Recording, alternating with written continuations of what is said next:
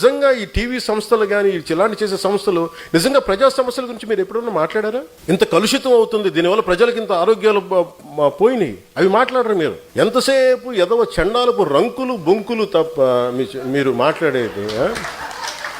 చిన్నప్పుడు మేము ఒక ఏదో మ్యాగజైన్ గుర్తులేదు నాకు, ఏదో పేపర్ తెలుగు ఆంధ్రప్రభ అని తెలియదు, దాంట్లో ఫాలాక్షన్ డైరీ అని ఒకటి ఉండేది చిన్నప్పుడు. ఎప్పుడు చూడు దాంట్లో మొత్తం చూస్తే ఏడు వాడు రంకులు మాకు అనిపించింది. మేము చదువుతుంది మా అమ్మ తిట్టేది, ఇదేంటో ఈ ఛానల్ని చందవంతో పాటు అది కూడా చదివాడు అని నాకు అనిపించేది.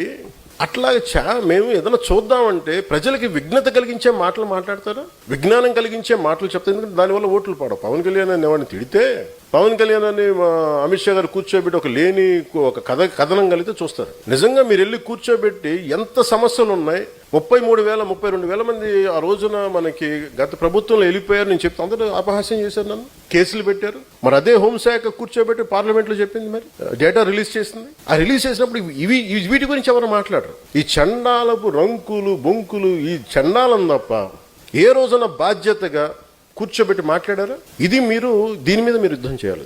ఉద్యమీలు కానీ సాధక్స్గా మీరు గట్టిగా మాట్లాడాలి ఇటువంటి.